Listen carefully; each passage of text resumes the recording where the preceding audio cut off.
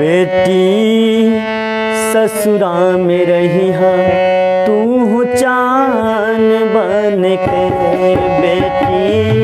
ससुरा में रही हा तू चान बन के, सबकी उतरी कभी जवा परान बन के, सबकी उतरी कभी जवा परान बन के, बेटी ससुरा में रही हा तू चान बन के, बेटी ससुरा में रही हा तू चान बन के।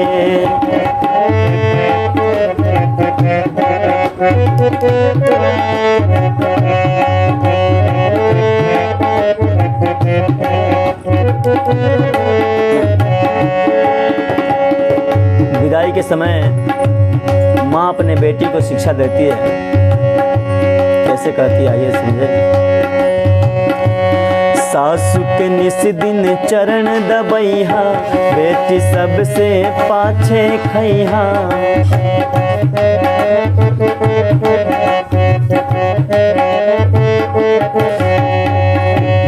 सासु के निस दिन चरण दबैहा, बिटिया सबसे पाछे खैहा, ससुर के बाजे जब खड़ुआ पानी दीहा धोवे पौआ, ससुर के बाजे जब खड़ुआ पानी दीहा धोवे पौआ,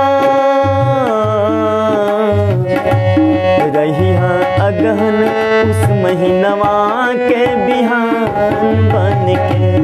रही हा अगहन पूस महीनवा के बिहान बन के, बेटी ससुरा में रही हा तू चांद बन के, बेटी ससुरा में रही हा तू चांद बन के।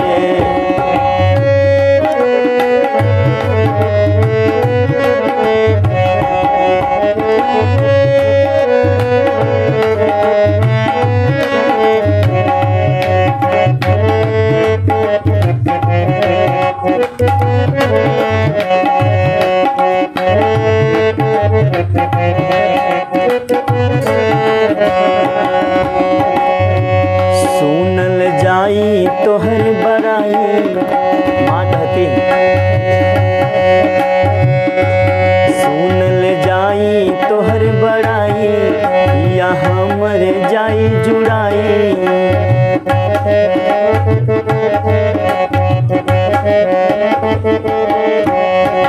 सुनल जाई तोहर बड़ाई,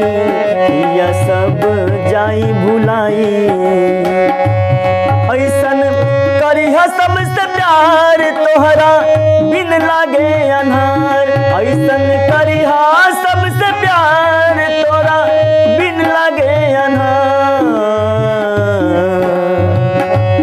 सबके ओठे रहिहा, माँ कहती है क्या, सबके ओठे रहिहा गीता यो पुराण बन के, सबके ओठे रहिहा गीता व पुराण बन के, बेटी ससुरा में रहिहा तू चांद बन के, बेटी ससुरा में रहिहा तू चांद बन के, सबकी उतरी में बसिहा, सबकी उतरी में बिचावा, सबकी उतरी के बिचावा परान बन के, बेटी ससुरा में रहिहा तू चांद बन के, बेटी ससुरा में रहिहा तू चांद बन के, सबकी उतरी के बिचावा परान बन के, सबकी उतरी के बिचावा परान बन के, बेटी ससुरा में रहिहा तू चांद बन के, बेटी ससुरा में रहिहा तू चांद बन के, बेटी ससुरा में रहिहा